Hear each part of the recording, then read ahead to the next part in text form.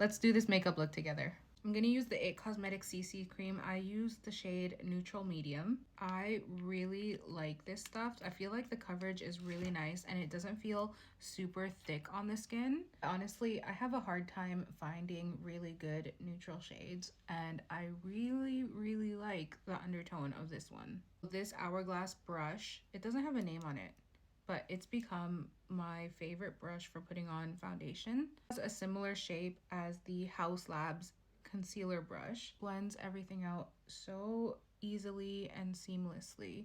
It doesn't leave streaks. I also really like the density of it. Coverage, the glow, the undertone. I just love this one. Rare Beauty bronzer stick in the shade Always Sunny. This is my go-to. I just like the undertone of this also, and I do find that it's pretty easy to blend as long as I use the same brush that I use to apply my foundation. Blends so quickly. It's not patchy, very creamy. And I like the warm undertone of this one. I don't like using cool undertones for contouring. I don't really contour. I just like to add dimension back to the face so that it doesn't just look flat in one color. And with this, I make sure to always blend it into the hairline. I just really don't like when you can see the bronzer and then there's this like halo of scalp. So I blend it into the hairline. Using the Basma Beauty blush in the shade Peach. I like to use like a fluffy kind of brush and just bounce the brush around. Don't drag it because then you're just going to move the foundation that you laid down before. Just bounce and tap it into your skin and use like a light touch. Don't hold the brush all the way down here. That's going to apply more pressure.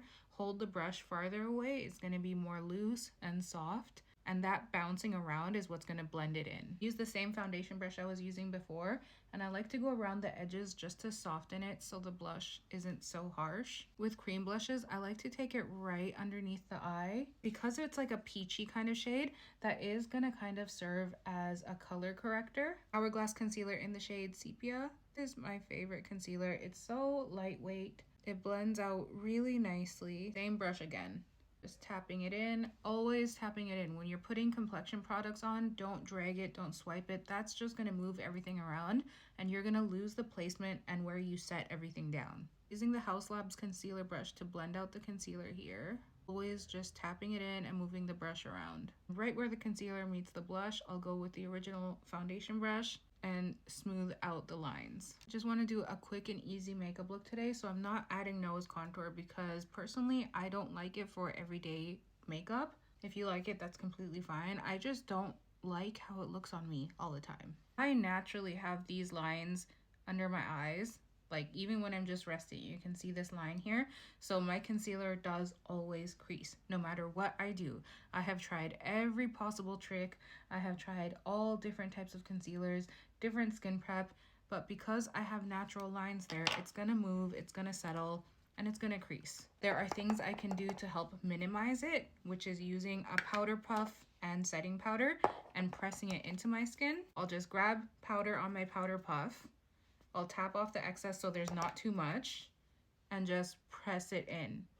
This does help minimize it, but of course, because there's natural lines there, the product will move and it will settle. It's so important to have realistic expectations with makeup. Because I'm a makeup artist, I also try to let my clients know that there's only so much you can do. That was the Huda Beauty powder in the shade Peach Pie. I really like it for my under eye area. The color of it is just so nice. Charlotte Tilbury powder in the shade 2 to set the rest of my face.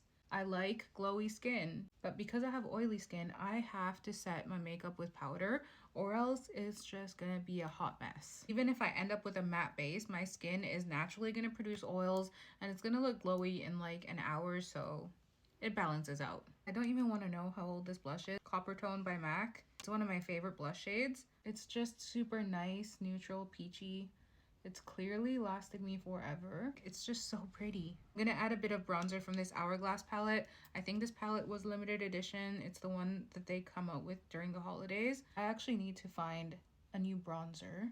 I can't make up my mind which ones I should try though, so I haven't gotten any. I'm gonna use the Makeup by Mario Master Mattes palette. I'm gonna go in with this shade here first and just blend that out into the crease just to add like a soft dimension. When you put down a lighter eyeshadow first, I feel like it really helps you blend out everything else you put on after. It just makes like a really smooth canvas. I'm going to take this shade here on the same brush. In case you haven't noticed, I really like using minimal brushes. I have a lot of brushes because I'm a makeup artist, so obviously I buy a ton because I have to use them on clients. But when it comes to my personal makeup, less is more. This shade, I'm just concentrating it right on the outer corner. I'm going to start to really build the depth here. Because I have hooded eyes, I feel like this kind of placement works best for me. I take a bigger fluffy brush and I just blend out the edges so it's not harsh. Taking this darker shade here, same brush again, and then bringing that onto the lash line a little bit, concentrating the placement lower. It's really gonna help with building depth in the outer crease here. I'm actually gonna switch to a smaller blending brush. This one is from Morphe M506. If you have hooded eyes, a small blending brush like this is so helpful. Just gonna take the darker shade now, tap off the excess so you don't have too much flying all over your face, and right along the lash line and a tiny bit into the crease, but not too high up. Taking the brush I was using before and blending that out. Pencil brush now, and I'm going in the black. Just a tiny bit of that right on the outer corner of the lash line. Just making sure to blend that into the other colors that are here. If you have hooded eyes, when you're doing your makeup, you're probably naturally going to be raising your eyebrows so you can get on the eyelid, but it's so important to look at your mirror head on and just relax your brows and see how your eyelids are gonna sit, and make sure you're happy with your eyeshadow placement. You can see when I'm looking head on with a relaxed face that not a lot of my eyelid is showing. That's why I like to concentrate most of the darkness of the eyeshadow on the outer corner and leave this bright so that it opens up the eye, and this just helps give a lift. I've kind of always done a variation of this as my go-to eyeshadow look. Going with a flat brush and this lighter shade right here, I'm gonna place that on the inner part of the lid right here. Now for eyeliner with the Rare Beauty Felt eyeliner, I'm going to start the liner right where my eyeball pupil ends here, keeping it thin on this part. On the outer part, I'm going to go a little bit thicker. With my eyelids, what works best is keeping my wing going straight out rather than up.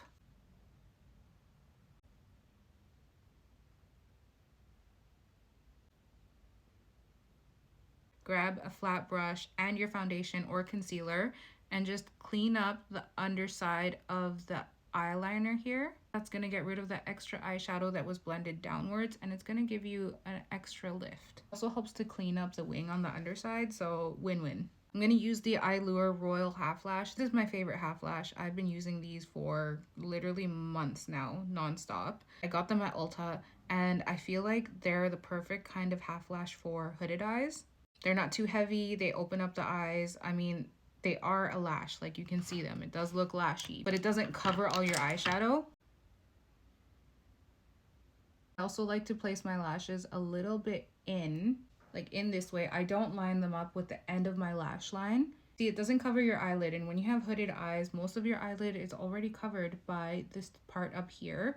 So picking the right lash is so essential. Always blend in your lashes. I'm using the YSL Lash Clash Mascara. I love this mascara. I have really short, thin, weak lashes, and this is the only mascara that makes it look like I have anything going on. Obviously, I'm wearing fake lashes right now, so you can't tell.